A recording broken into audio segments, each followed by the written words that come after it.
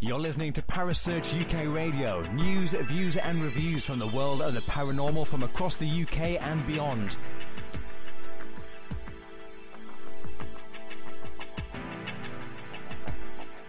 Find us on Facebook, Twitter and the World Wide Web. Parasearch UK Radio.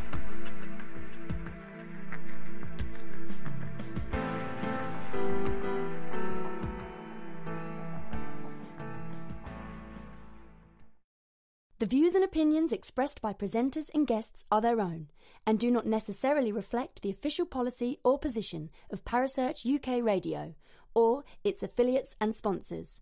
Listener discretion is advised.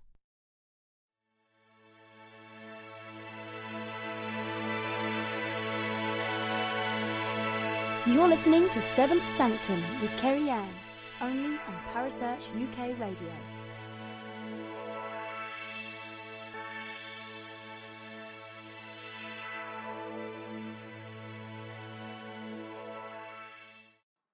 Good evening and welcome, and you're listening to Kerry Ann. This is Seventh Sanctum, and I am being joined this evening by Andy Horner. So can you say hi to everyone for me, Andy? Hello. How are you? Finally good to be on the show. I know, I've been trying for such a long time to finally get you on. I can't wait, I'm so excited. I've got so many questions and things I want to talk to you about. So my first experience and coming across yourself was I'd found some of your pictures of your horror props that you collect. So that was amazing. I mean, I'm not the biggest horror fan, I will be honest with you. I tend to watch them behind pillars and I'm a little bit of a crapper. But the fact that you have these items is fascinating. So I would love to ask you, how did you start off with how did you even start collecting these kind of items? Well, first of all, try having them in your house. I mean, no, thank you. No, thank you. Basically, it was actually quite strange. I've always been of the classic horrors. So like your Freddy's, The Exorcist, The Omen, things like Poltergeist, stuff like that. And I've always, even from a young child, I've always dreamed of meeting Freddy Krueger and being able to get up close to these things, which it sounds odd, but you know, I like being frightened. I like being scared. It's good. I mean, this is why so many people like horrors, because they just want to be scared.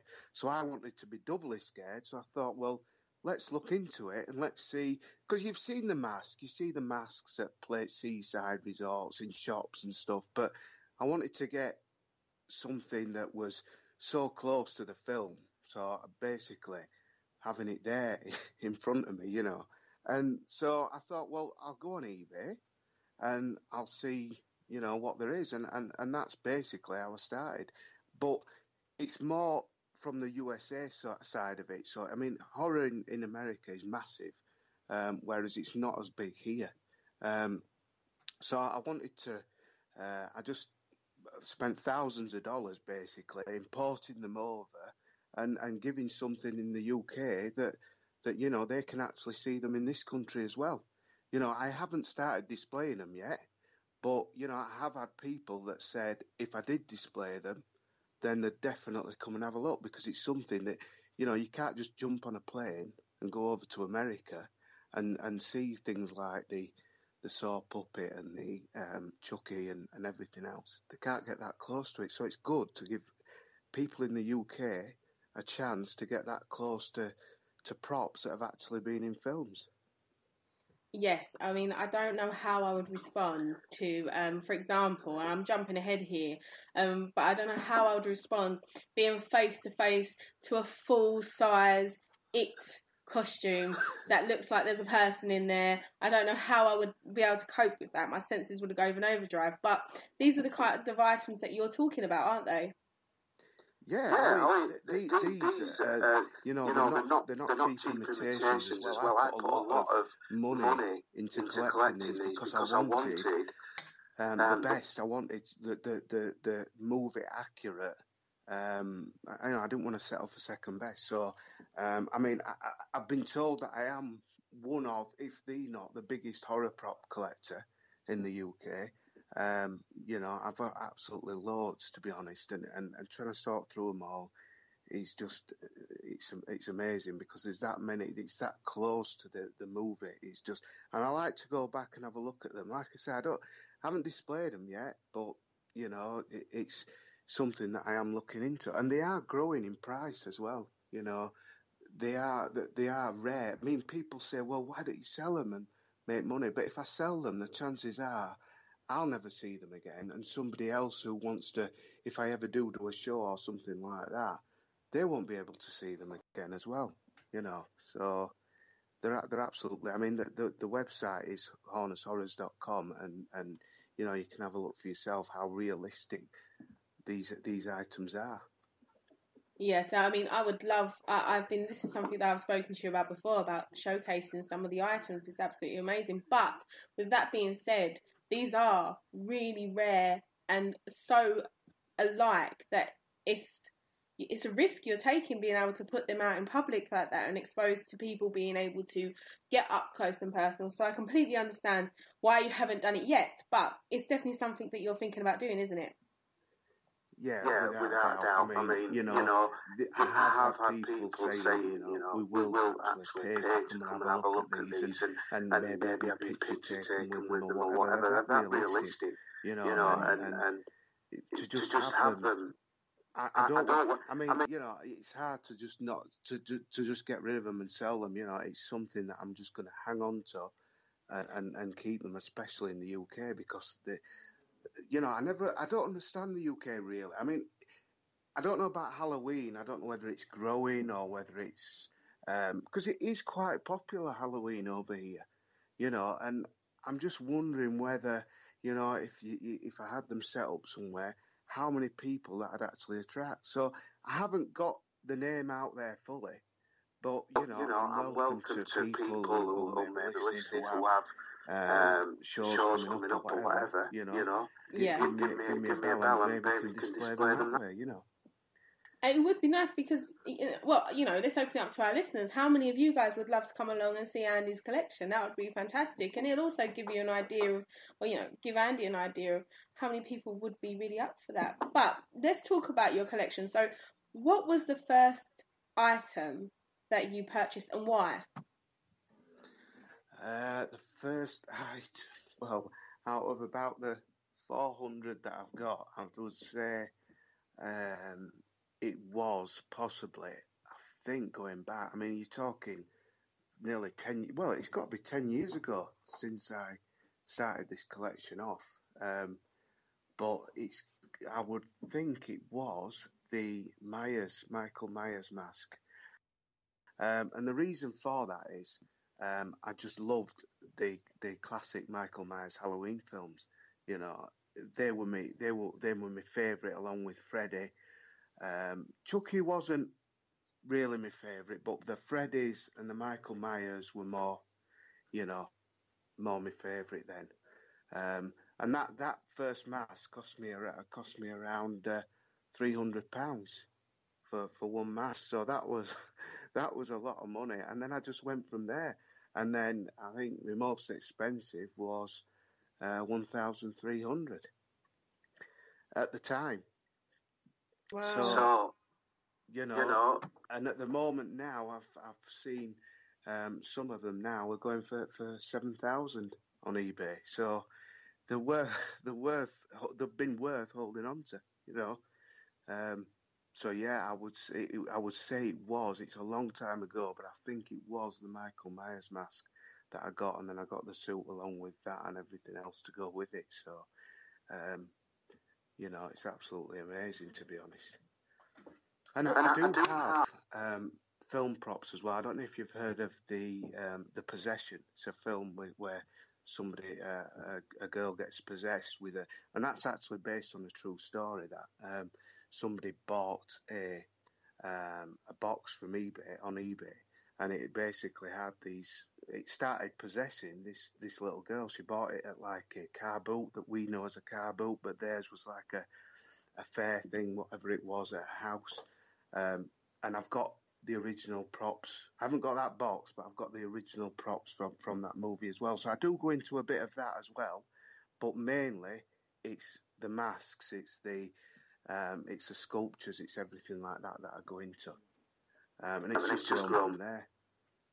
See, talking about the mask and the sculptures, I know that we've had a previous conversation, and in that you were telling me about, we will talk about it loosely because there's some other amazing pieces that you have, but the life-size head of the Exorcist doll. Now, that story that you told me, oh, God, it's a little bit crazy for me.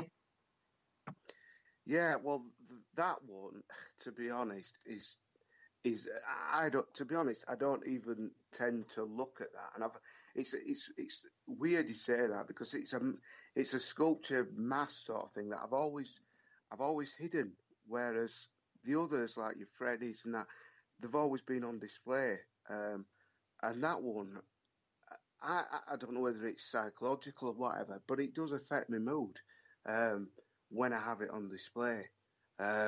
So I tend not to actually bring that out much, and I probably would sell it because it feels as though it is a negative, and I don't know why. I don't know whether like I said, I don't know if it's psychological or what, but it's one of them that I'm uncomfortable around, and that's weird. That is the only thing that I'm uncomfortable around. That's the only mask that I'm uncomfortable with. Any of the others, I'll have them round. But when I first got it, I had it in my bedroom, and I thought, well, let's put it on display.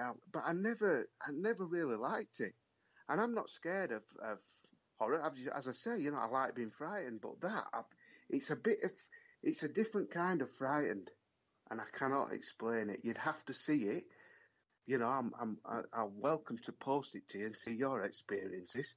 But it's one of those. It's one of those that you are uncomfortable with, and it's really strange that. And it came from Italy. It was sculptured. I paid a lot of money for it, and to be honest, I just don't like it around. And it may be, like I said, maybe psychological, but it's the only one that I don't like.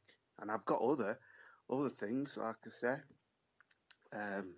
some sculpts from Poltergeist and stuff like that, but that one freaks me out. And I don't know why. Oh, well, I could tell you a million reasons why that probably scares you or freaks you out. But there was a massive, I remember a little while ago I done a show with Kerry Greenaway, and we looked at curses within the media. And one of the curses we looked at was the one that was attached to The Exorcist. And it's quite fascinating. It could be psychological, like you said, but it could be a number of things. In general, it would just give me the heebie-jeebies. But that the fact you have that is something else. But so this year we're meant to be having the new release of the updated, I don't know if it's a remake or a sequel, or I'm not sure, of It, haven't we? Yes. So how do you feel about that? Yes. I'm actually going to go see that. I want to see it. I've not seen any trailers yet, but it's something I do want to go see. Clowns don't really bother me. Again, there was a massive thing, I don't know whether you saw it, the clowns freaking everybody out in America. And I don't know what it is about clowns that freak people out. I mean, are you like clowns? Clowns don't really bother me, but I have a friend who's absolutely petrified of clowns, and honestly... But have you asked them why? Do you know what? I think it is to do with our perception of what a face should look like. And I think that the over-exaggeration of facial features doesn't sit right with us because that's not what we're used to seeing on a human face. I think it's more to do with that than it is a psychological thing, than it is anything else. I mean, in general society, things that are different might not sit very well. So I think it's that. I think it's the fact that it's got exaggerated features, the big red nose, the massive eyes, the huge mouth, I think things like that. I think that's what causes that level of anxiety. What do you think? Well, I can see that point of view, but to me, and it might sound a bit freaky, but I was never scared of them as a child. So what's changed now where people are scared of them? Because you had clowns at fairs. You never see kids freaking out when they were younger, and it's more. And is it the It film that has done that to people? I don't know. I'd like to hear other people's on that, because is it the It film that has caused this anxiety that clowns are bad things? Because, like I said, when I was a kid, clowns were absolutely fine. But I don't you know, this is the thing. I think films, especially, have caused this this stigma that you know, bad things can happen. I mean, you look at Poltergeist now. Have you ever talked to anybody about that film? No, I haven't. Not Poltergeist, no. Right. Well, that film is absolutely the story behind that is so freaky. It's unreal. There's I think someone might be able to pick up on this, but I'm sure that nearly every character in that film has now died. Now, I find that odd. I think the studio burnt down while they were making it, making the film. All the costumes were burnt to the ground. The little girl in there, she died, unexplained death. I think most of the other actors are now not with us, and a lot of them were mysterious deaths. I mean, do you mess with things like that? Should we be messing things with the poltergeist and the things like that? What you know, I don't know. But The Omen's another film. That's a freaky film, and I think that these films, you know, the other side are a bit funny about us messing with that sort of thing, you know. No, I agree. I do think that there's you know, I do think some of it's psychological, but I do think that there is this other side of things. I mean, I could, you know, I've looked through your photos on the website, which is really fascinating. I advise any of our listeners that are into the horror props and, you know, want to see these. Your photos of your props are on there, and one picture in particular is of it sitting in a chair, quite lifelike and quite tall. And that, it was enough to put me off clowns. That would be. But then there is so many different stories. So you have the clown that's in the film. Is it Poltergeist? When they've got the clown in the film, that the clown doll that attacks the little girl. So you have that. So there is a big stigma when it comes to clowns. Exactly. And you look at Halloween as well. There was a clown in there. He was dressed up in a clown outfit when he stabbed his mum. So I think this is where the clown stigma has come from, without a doubt. I think it's these sort of films, you know. Look at the Crows as well. You look at Crows, and then you look at Alfred Hitchcock's Birds. You know, that's another guy that don't really get mentioned these days. Alfred Hitchcock, he was absolutely brilliant at his films, really freaky films, you know. And Birds are even coming into this thing of scaremongering and everything else. You know, it's clowns, birds, it's all sorts of things, and it's even cats as well. You look at Pet Sematary, you know, the cat in that film. You know, the amount of things that are used to you know, to bring this in is weird. And I think that's where a lot of it comes from. But again, it's up to other people to have a think on that one. But clowns, I believe, are, you know, they are freaky, but I'm personally not scared of them, and I am looking forward to seeing the new film. I've heard it's good, and you know, I think it'll be more souped up than the old ones, more effects and stuff like that. But I'd like to see it.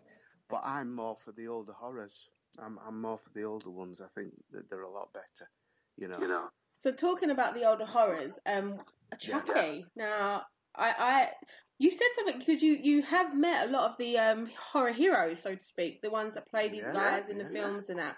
And I know that we spoke about the horror doll, the Chucky doll, and you said you knew this man. He was the man that played Chucky. And it didn't for a second even come into my head that there was a little person that, you know, there was a man playing Chucky. To me, Chucky was this doll. It's really weird, but you have these props, though, haven't you? You have the Chucky doll. He was the midget that, the dwarf that played Chucky. He's a really nice bloke, and he actually doesn't like horrors himself. He can't stand horrors, even though he played that character. But he was in Child's Play 1, 2, and The Bride of Chucky, I think, and he did play Chucky. Now, to me, it's weird not seeing that, in that costume. It doesn't scare me. But one person who does scare me, and I think a lot of people agree, is Freddy Krueger, Robert Englund, the actor. I've met him twice now, and believe you me, he is as scary in that role than he is, out of it as well. Really is. He's. I mean, there was a thing a while ago where he was actually he was put into a hospital because he believed he was still Freddy, and he does talk the same when you meet him. You see him and you think, God, he's still the same, and he I think it's psychologically got to him as well that because he played that character, he still believes he is that character, and he that's the only guy who is the same with whether he's got the mask on or off. These guys, they are, and I think it's good that they're coming to the UK.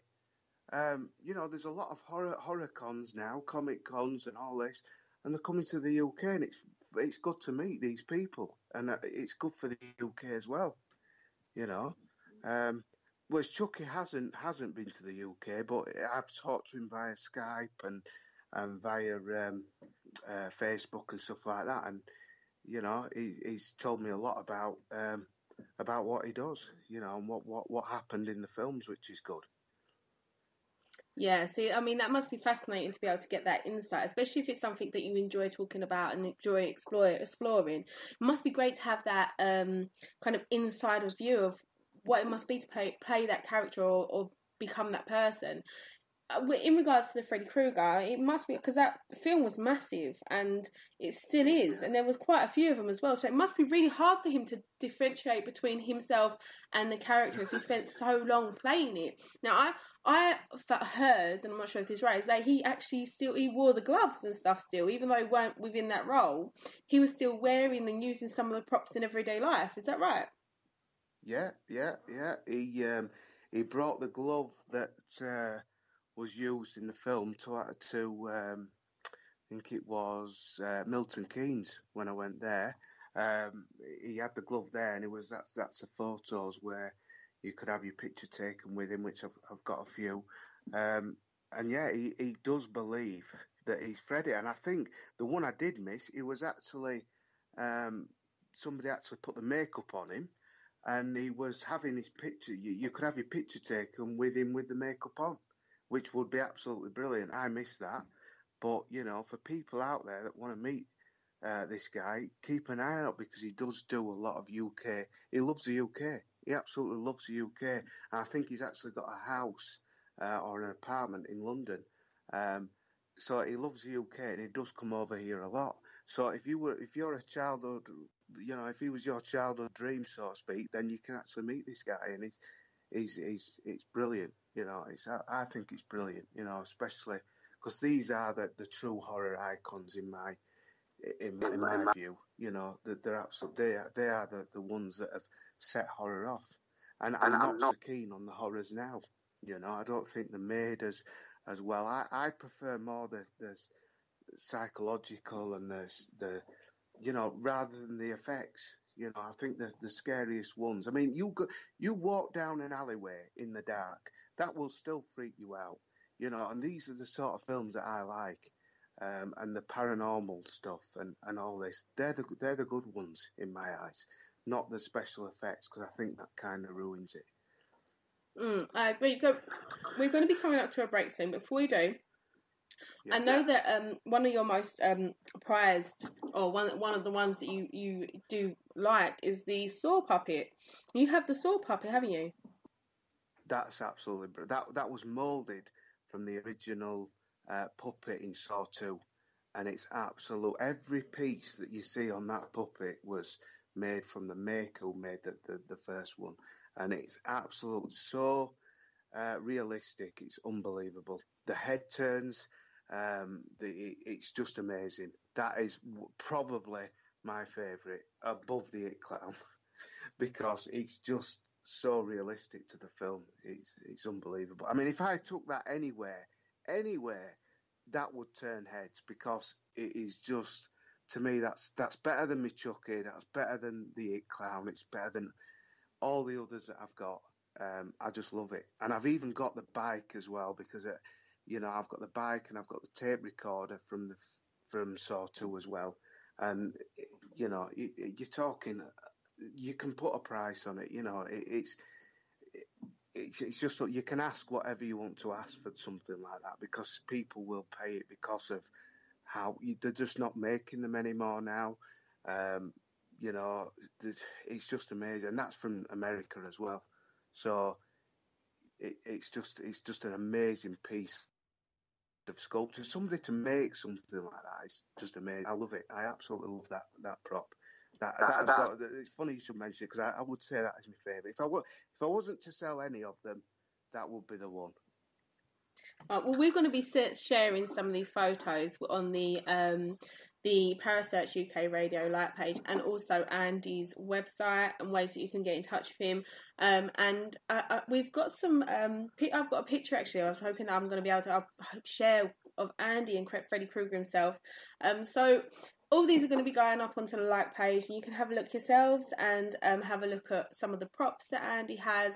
But I have one question about the sword doll. So is this, to scale? Is it the life-size model? Yeah, it's life-size. Like I say, I'm going to be paying the... I've just got to pay the bike up now, because I've paid a lot for the bike. It's the old-fashioned tricycle bike, but it's sort of it's not a big one, obviously, a smaller one. It's fitted to scale for the saw puppet as well. And obviously, the tape recorder with it, it just be absolutely, it would be the whole grain. And it's just going up and up in price all the time. Because I think the saw movies are going to be around for a long time. Yeah, and the classics as well now. I would call them classics. So. Okay, fantastic. Well, these sound amazing. Before we go to the break, one last question: what is your smallest item that you have that you have enjoyed, or has been a good find? I've got a small vampire head.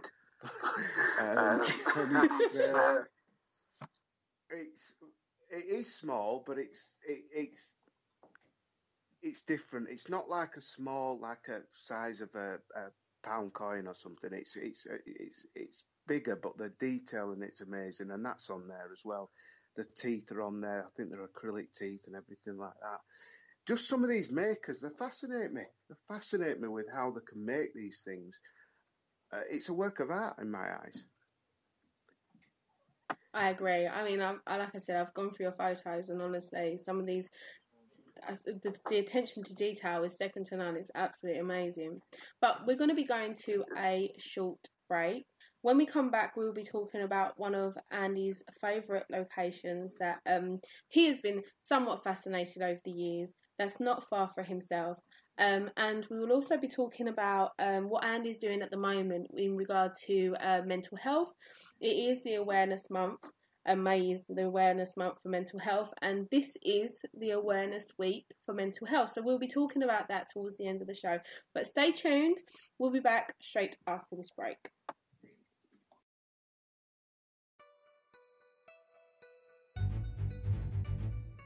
Join Kerry Greenaway and Jay Lynch for the Parasearch UK radio show as they share their paranormal news, views and reviews from the UK and the USA, with the help of guests from both sides of the pond.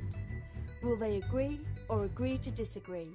Find out every Thursday at 7 p.m. Eastern, 4 p.m. Pacific, right here on Paramania Radio.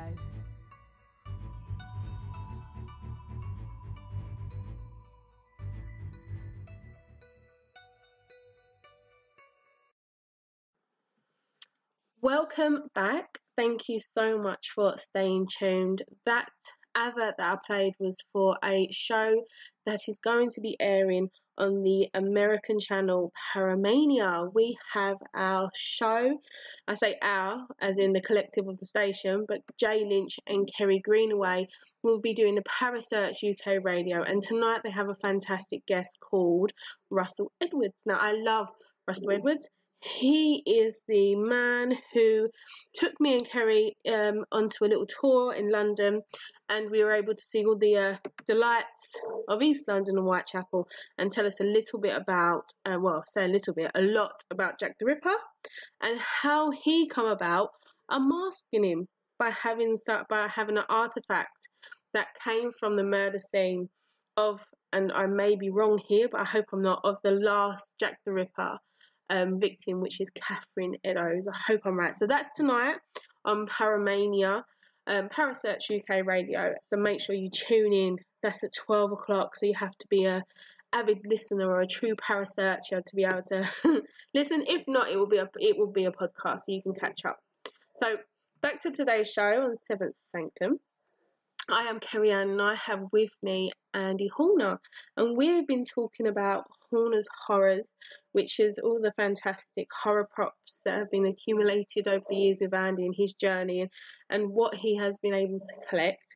And now I want to talk a little bit, because it is a paranormal show, about your paranormal journey. Now, there is a location that's not far from you, Stalls Hall, which is something that you've had quite a fascination with, isn't it? Yeah, I mean, I've lived here, Yorkshire, for over 30 years now, and it's always been a part of my life. So, Storrs Hall, basically, what it is an old psychiatric hospital, and it was up and running in the 80s. So, from that, the journey's been right from when it was, up and running to when it's closed down recently. Where was your first encounter with it? What really fascinated you, or how did you first ever come across this location? Well, I mean, when you're at school and things like that, people do talk about it. I think that it's back then it was for people with that they had a different take on mental health, and they put these people in here. And there were people from even being pregnant and single mothers and all this, and they put them in these sort of places. And basically, it's a fascinating building. I mean, you think about these hospitals and stuff, and a lot of these psychiatric hospitals that you see that have shut down, the buildings are absolutely amazing.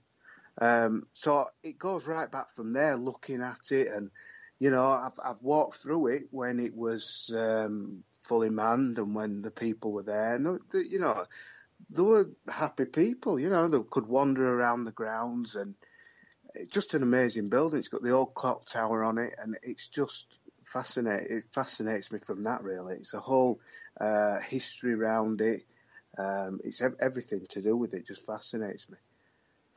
You have a friend that was a security guard, or you know someone that was a security guard in the area, so he was able to have first-hand access to that location. So what kind of experiences did he have in regard? Did he still man that building once it become empty? Because it's no longer used now, is it? It's abandoned somewhat.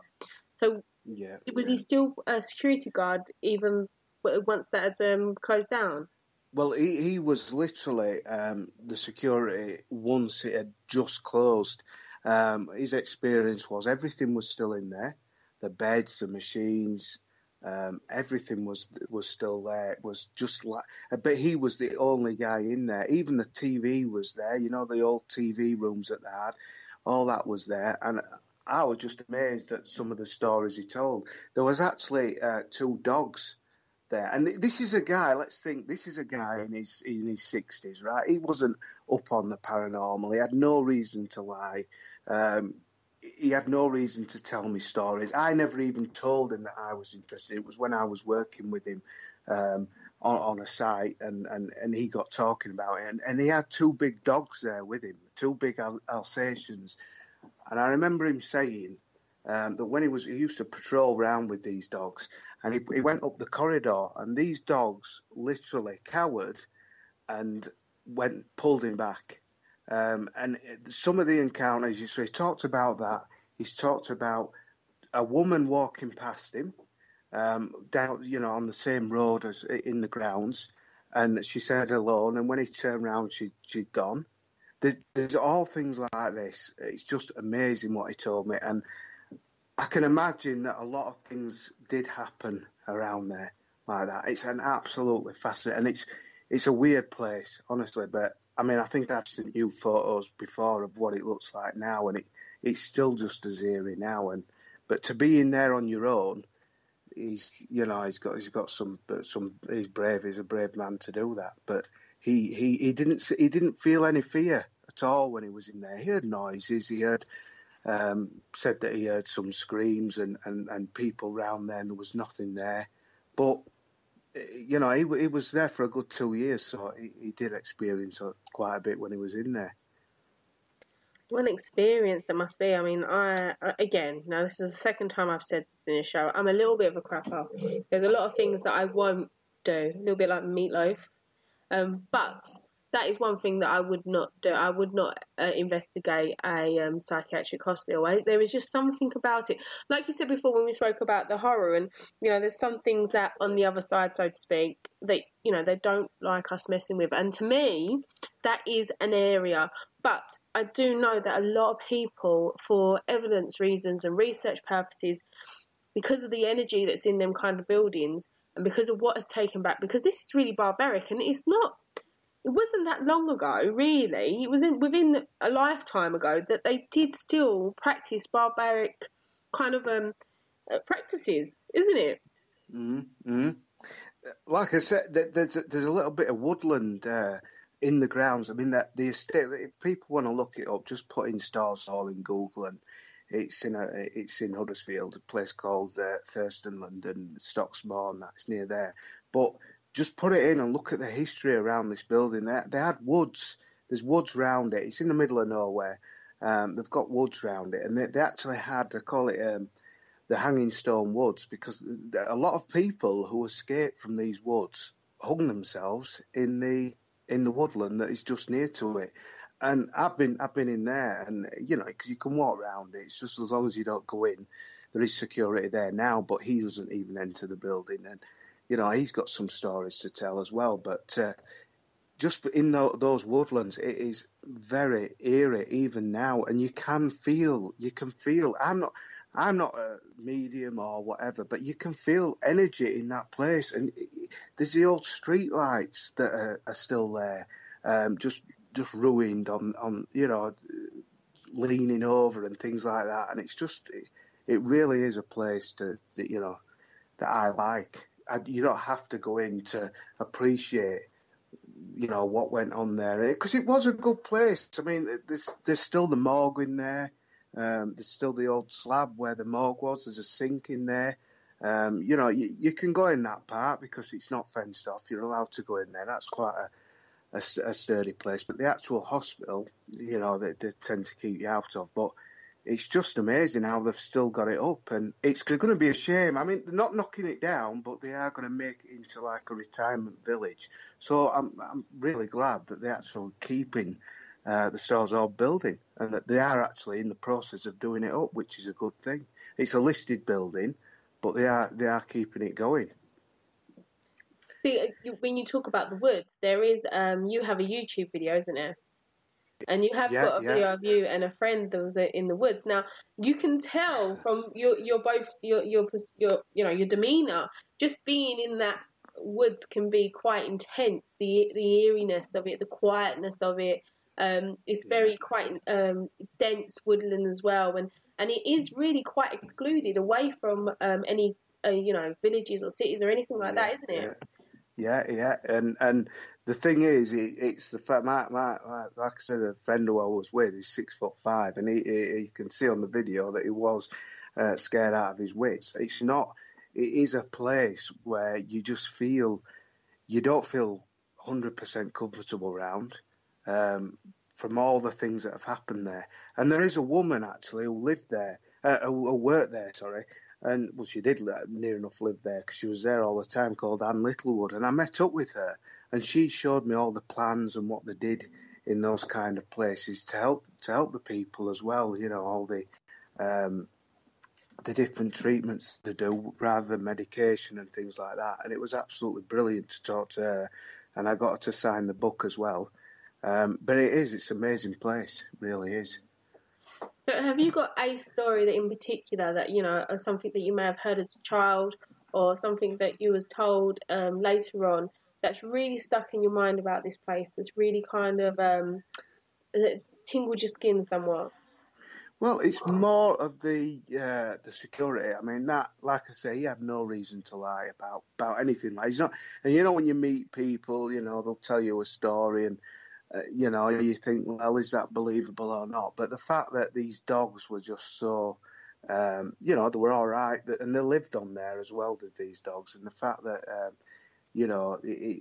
they were there and so frightened, two big Alsatians, is amazing. I think that truly says to me that there's definitely something there. Now, I have had friends that have gone underground. You can get into it underground and stuff like that, and they've said it's scary. There are other videos on there that have where people have visited. There's been no stories as such, but it's one of them places I think you'd have to spend a good night there. Rather than people just going up to it and looking at it that way. But honestly, the place is just, it still looks eerie now. It's an amazing place. And I love it, even from, like I said, from being a kid. When I saw I was that close to these people because we walked through to go to like an event, which was like a fair thing in the grounds. And you could actually see these people walking around, and I didn't feel scared or anything like that because, they're just, to me, they've just got, they're in there for their own reasons, but they were all fenced in, and it was just, fascinating to see, to be honest. I think, but I do think that a lot of things done in those days, they could have done better, Like I say, you do see a lot of things that's still in there, in the pictures, in the books, and they did all sorts of things for them, like the farming. They had a little farm for them, and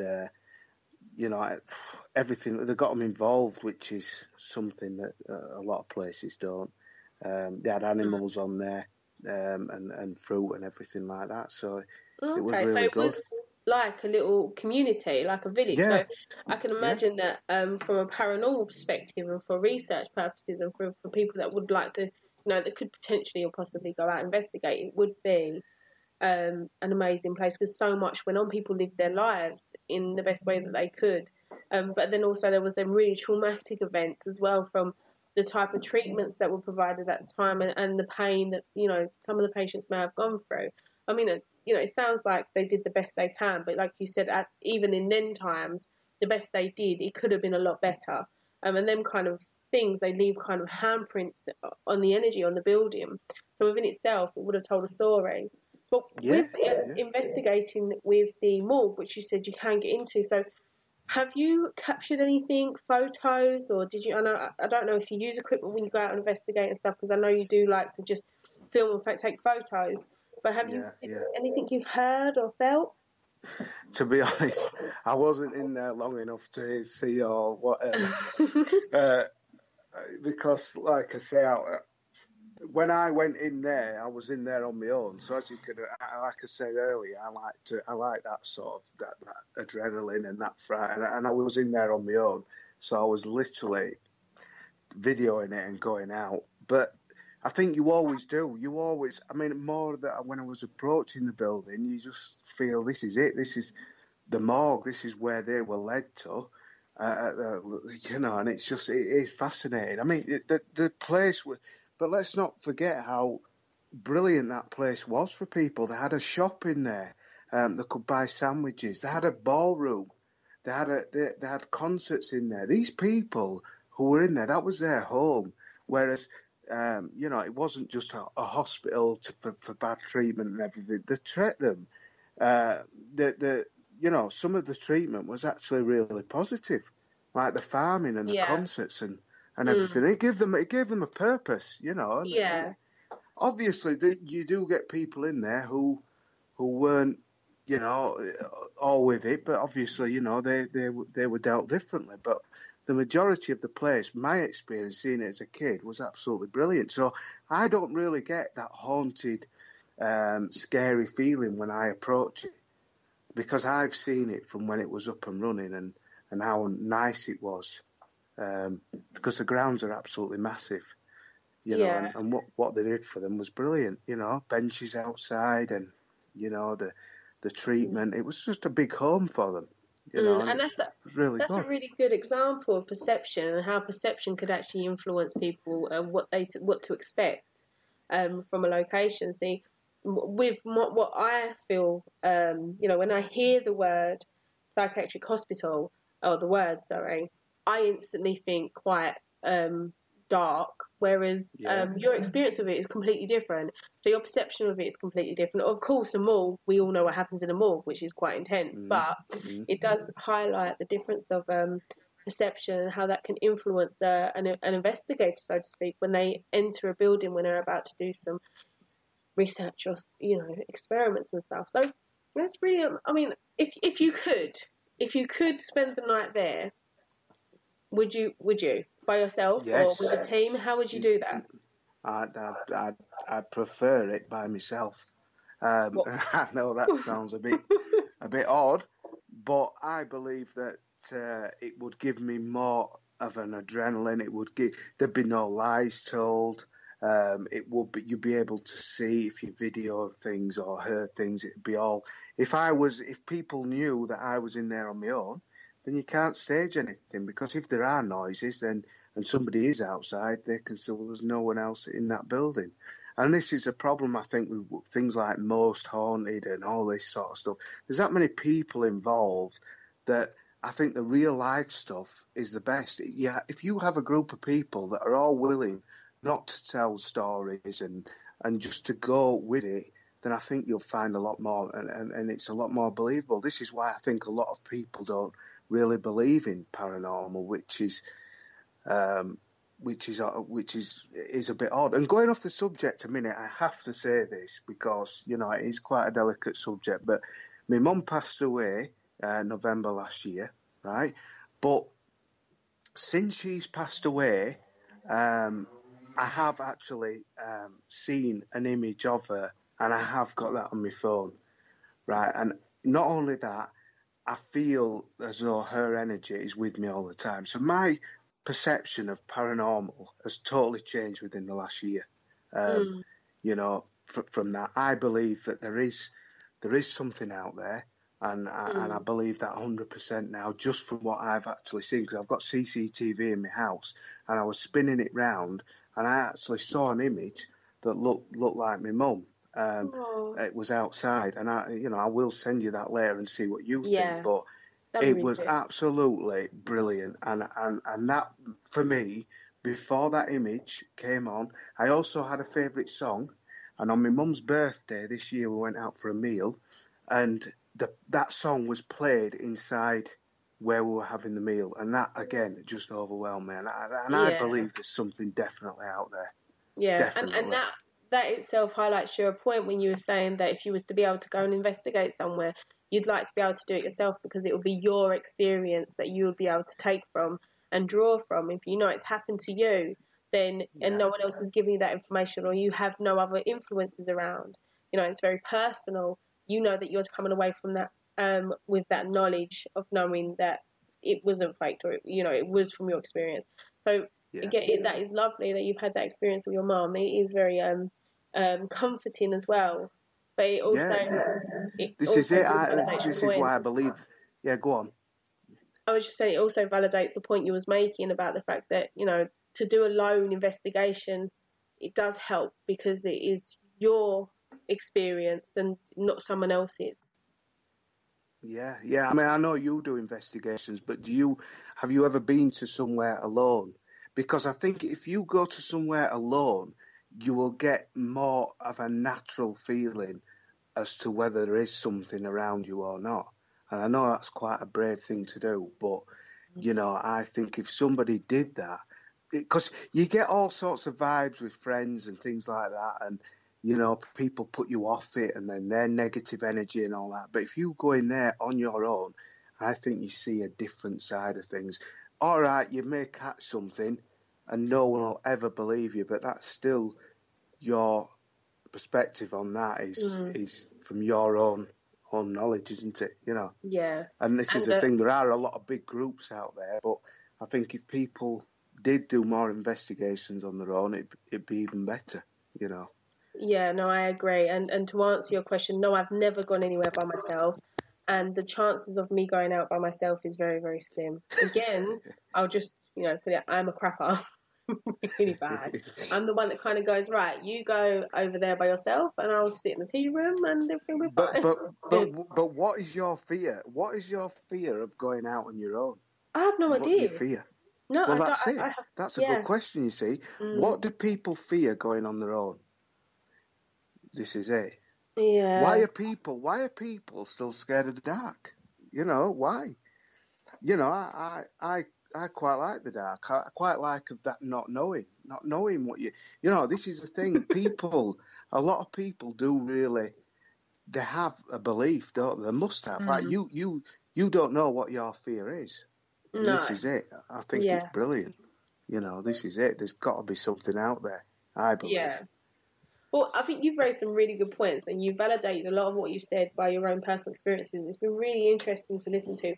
But we're coming up to the end of the show now, and I really wanted to touch upon something you're doing at the moment, which is absolutely amazing. Now, I spoke about it earlier on in the show about the fact that May is the National Month of Awareness for Mental Health, and that this week, the 8th to the 14th, is the National Week of Awareness for Mental Health. And at the moment, you're doing a lot, aren't you, to kind of raise awareness about mental health and how it's affecting people, and for people to actually use their voices more and speak and break the silence and the taboo around mental health. So how are you doing that? What are you doing at the moment so that our listeners, if they want to get involved and join what you're doing, they're able to?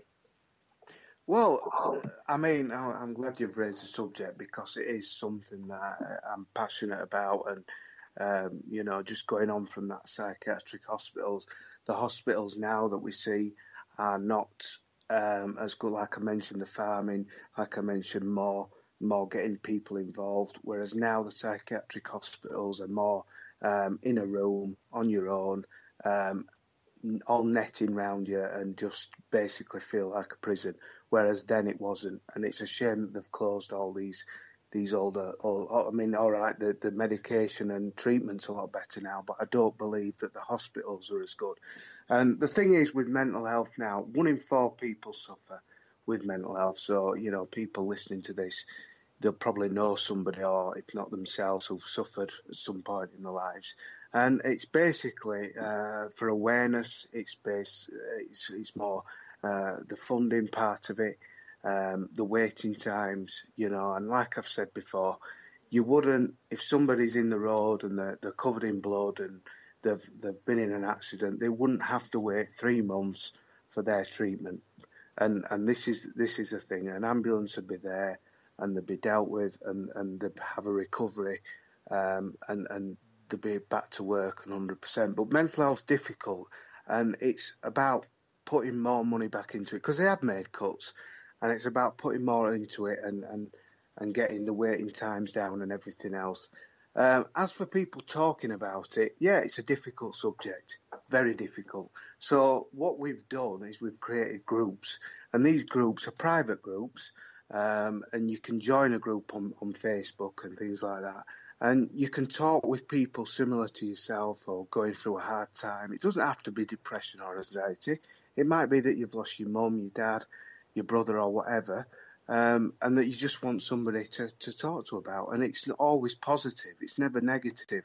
And I think a lot of these groups and places, there's a lot of negativity going on, and that's not what you need. So we're doing the group side of it.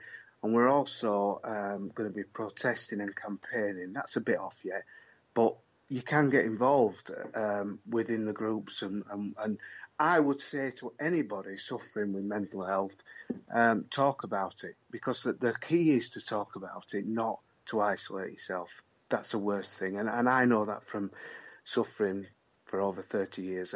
Isolating yourself does not do you any good. I know it's difficult to talk to your mum, your dad, your brother, or whatever, but sometimes the understanding there is good, because then you're not hiding away from yourself, and it's nothing to be ashamed of. No, I agree. And I mean, when I knew that I was going to be doing this with you, I knew it wasn't something we were going to be going too heavily into, but I did want to become more aware of what is available, what is going on this week. And one thing in particular that really stuck out to me was this hashtag. I love a hashtag, but it was thrive, not survive. And it raised just that within itself was quite powerful, because me myself, I do suffer with anxiety, and it is a matter of surviving sometimes, just going from day to day when, you know, I'm in the midst of my anxiousness. And that could be brought on from many different things, you know, a family member being unwell or just going through a trauma myself. It's not all the time, it's not something that happens a lot, but when it does, it was something that I can relate to. Now, looking at me, you would never know that. And No. Talking to you, you know, knowing that you yourself have said that I have suffered with a type of mental health issue, you would never know that. And that's the problem. You cannot see this. And people just assume that everything's okay unless it's spoken about, which is where people need to be a little bit more braver, like you said. Now, in the media, Piers Morgan had spoken about men and mental health and how men need to man up. Now, that is his opinion. He's completely entitled to it, and I'm not saying he's wrong or right. But men do have a stigma in society within mental health. And how do you feel that you're challenging that? Well, it's funny you should say, you did mention that to me earlier while I've been off air, and I have actually sent Piers Morgan a tweet. And what that tweet says is that, has he ever had depression? Has he ever had anxiety? Has he ever been in a psychiatric hospital? And if not, when would he like to talk about it face to face on his show? And I think this is the thing. I'd like to challenge his point there, because and you know, somebody actually said to me a bit where it comes from, and there's a film called Big Boys Don't Cry, and this is the problem. People, especially men who suffer from it, see it as a weakness, you know, because a man needs to be a man. But, you know, you can still be a man just by talking about it. That's being a man. When you're not a man is when you're bottling it up, and that's more of a weakness to me than the strength. And this is what we're going to do. This is what we need to do. We need to get out of that mindset of people like Piers Morgan saying man up, because that's a load of rubbish. You know, it's not a case of manning up. It's a case of what he could have said was that people need to deal with it rather than keep it a secret. And that would have been a more positive quote from him, or a tweet, whatever he did, than what he said earlier. It's come across all wrong with what he said. He has changed it a little bit by saying now that people without mental illness need to stop basically saying that they've got a mental illness when they haven't. But again, how does he know they haven't got mental illness? And by saying man up, to me, isn't doing anybody any good. No, I agree. And he will have affected a lot of people, and I've read a lot of the replies to him, and they're not nice comments. He really has stirred something up here, whether it's for publicity, whether it's just because he just wanted to take the mick or whatever. He's caused a lot of damage with that, and you don't mess with mental health like that. It's the wrong thing to say and do, you know, especially towards just saying man up. You can't. It's not a mood. It's an illness. So you wouldn't say to someone with cancer, man up. It doesn't happen. So why say it to somebody with a mental illness or the potential to have a mental illness? To me, it's not a subject that he should have commented on like he did. No, but what it has done, I will say, is got a lot of people talking, and it's got a lot of people. So if there was ever to be a silver lining to that horrible dark cloud that is him, is that, or that comment, sorry, should I say, is that he has encouraged, he has actually got a lot of people speaking up, and I've seen a lot of shows coming off of that, on the back of that, where he has been challenged. But I agree with you completely. Mental health is something that should be taken seriously, not blasé. There's so much more that I can talk to you about, but for people to be able to, because you do live questions and answers on your Facebook page, which is Andy Horner, isn't it? Yeah. And you, go on. It's more of a following now because the friends side of it's full. There's 5,000 friends now, so Facebook only allow you to have 5,000. I'm getting requests every day, so people are obviously touched with this subject. And like you said, it's a live. I do live videos, and there's questions and answers, or there's just rants or whatever. But it is raising awareness for people suffering with mental illness, and it's absolutely brilliant. And a lot of people are getting involved. So. That's fantastic. And it's free for everybody. Nobody has to be on my friends list. They're always set to public, so everybody can join in or just like or share whatever they want to do. It's an open page. Brilliant.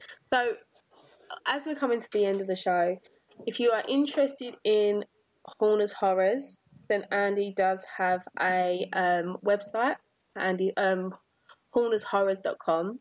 And if you would like to know how you can support Andy in any of his campaigns coming up, like he said with his protests, or if you want to know how you can support or fundraise or anything in any shape or form that you want to be able to make some awareness and raise some funds, then you can also get in touch with Andy through Andy Horner's Facebook page. I will be sharing the link with you guys, so on the Parasearch UK page and in the chat room. So you can have lots of ways of being able to get in touch and support him, you know, in what he's doing, help him support others as well. Even if you're not personally affected with mental health, you know, like he says, 1 in 4 people do. So it's very likely that you know someone who is struggling today and is on their own and can't talk. And that's really sad. So help him be able to help those and get in touch with him. So I'm going to thank you so much, Andy, for coming along and talking to me. I'm so glad that we've finally been able to do this. I've really enjoyed it. Yeah. Well, another thing just before we go, I know that you mentioned about the Jack the Ripper earlier. Yes. I actually live another town away from where the Yorkshire Ripper was, and I know a lot about the Yorkshire Ripper, so maybe next time we can maybe talk about that as well, because Jack the Ripper's more national, but the Yorkshire Ripper was pretty bad as well, and I've been to a lot of his locations and his house, so not for tea or anything like that, just have a look. But yeah, there's a lot of things that are interesting there as well, so maybe we'll talk about that next time. That'd be amazing. Thank you so much. And I'm going to say good night to all our listeners, and thank you so much for joining me. Remember, on Paramania, there is the Parasearch UK radio show, which will be with Russell Edwards. We'll talk about Jack the Ripper, and he is a fantastic, complete gentleman and a font of knowledge.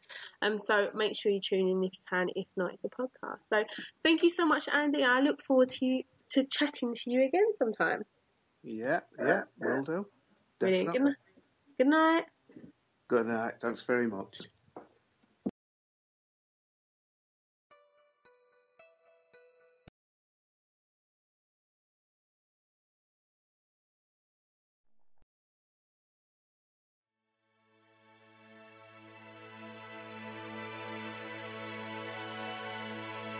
You're listening to 7th Sanctum with Kerry Ann, only on Parasearch UK Radio.